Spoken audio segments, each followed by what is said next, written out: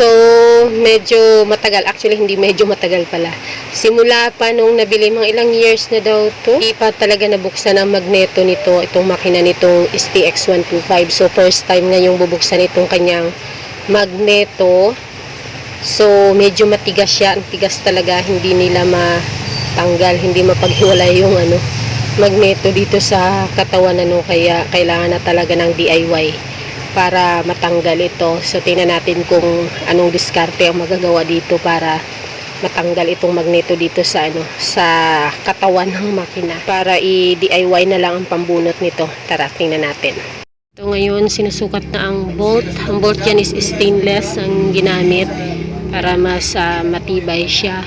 P8 na stainless, tapos may flat washer, tapos kumbaga, yan, sinusulatan, minamarkahan yung yung engine sprocket, yung paglalagyan, yung pagkakapitan ng bolt para paghila, minamarkahan siya para mabawasan naman mamaya siguro, para malaliman ba yung ngipin ng engine sprocket, para makakapit talaga itong mga bolt na ito dito sa engine sprocket as pang siya, as panghawak dito sa magneto, para mabunot, may angat itong magneto dito sa katawan niya.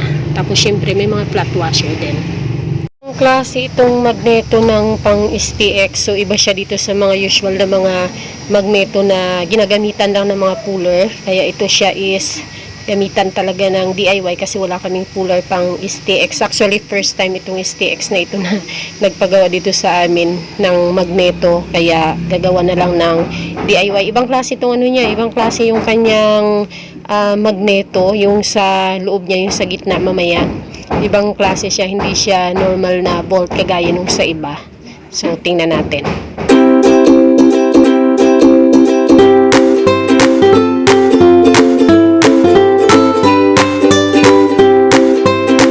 Okay, so this is it. Ayan na, nakapix na ang ating mga bolt, ang panghawak dito sa magneto. Inano na yan siya, binolt na yan doon sa ilalim, sa bolt din ng magneto mismo. Humahawak yan siya, panghawak. Tapos syempre, para fix masyado talaga at hindi aalog-alog, kailangang weldingin para talagang hawak na hawak siya. Hindi siya uuga-uga once na mamartilyo na o pupukpukin na yung sagit ng bolt para bumitaw na yung pinaka bolt doon sa gitna ng magneto.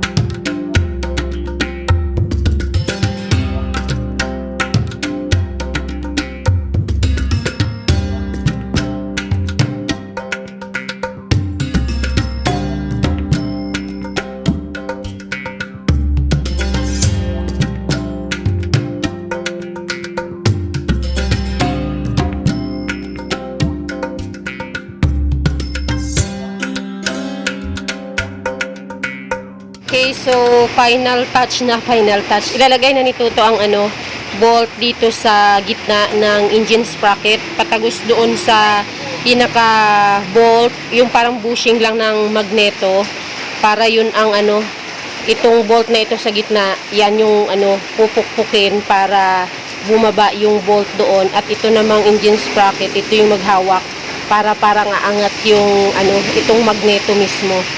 So, napakalaking role nitong bolt sa gitna kasi siya magtutulak pababa. At itong tatlong bolt naman dito sa engine sprocket, sila yung parang pinakahawak para umangat naman itong magneto at matanggal na nga siya doon sa pinaka-bolt niya sa gitna. Kasi wala siyang walang itong magneto na ito. Hindi siya kagaya ng iba na parang may bolt siya. Ito flat lang siya, makinis.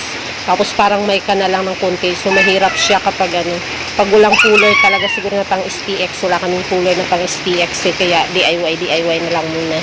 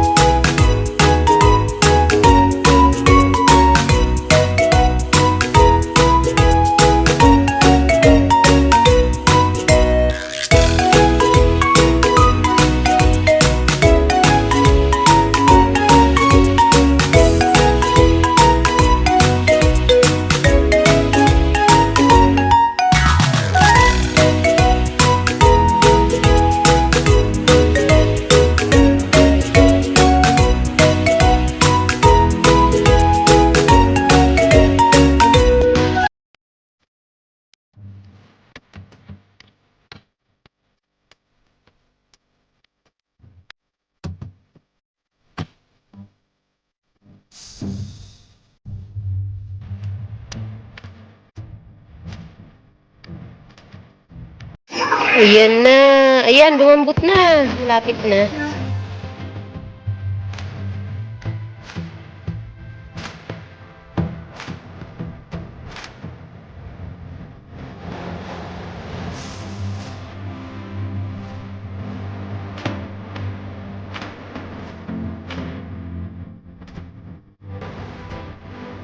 Lambot na to. Wow, ayan na. Ah, tanggal na. Wow, wow, yes, tanggal na. Isa. Ito lang pala ang pangmalakasan. Mainit? DIY. Mainit. Ah, mainit pa. Pang transformer. Man. Hindi masyado. Bunot siya ah. Init. Oh, bunot. May washer.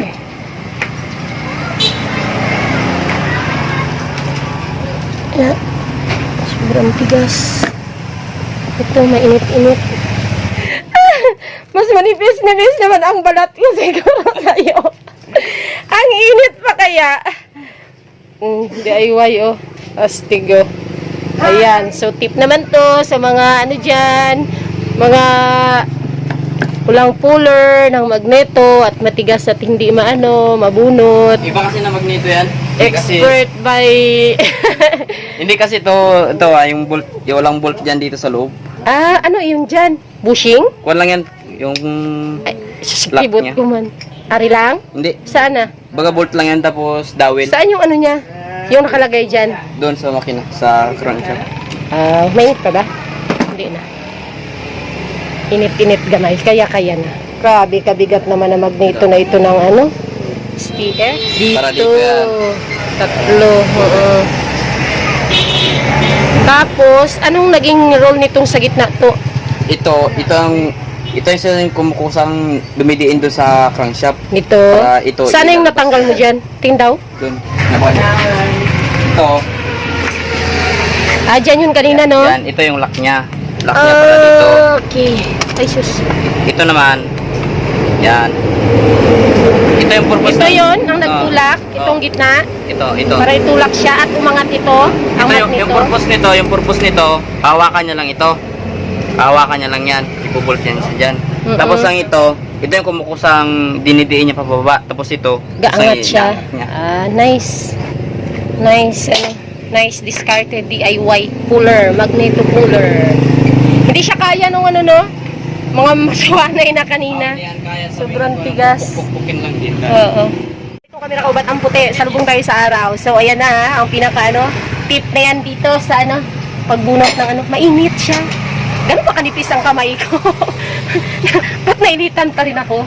Ang uuwi ang kapal-kapal ng kalyo, hindi mainit siya. Hindi naman sobrang init, pero mainit pa. Ba't ako magtitiis sa mainit kung pwede naman ganito, di ba? O, ayan, DIY only.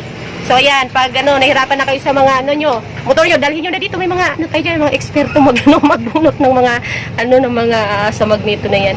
Diba, itong sa itong pang STX, yan siya. Ayan, so, made by Toto ito.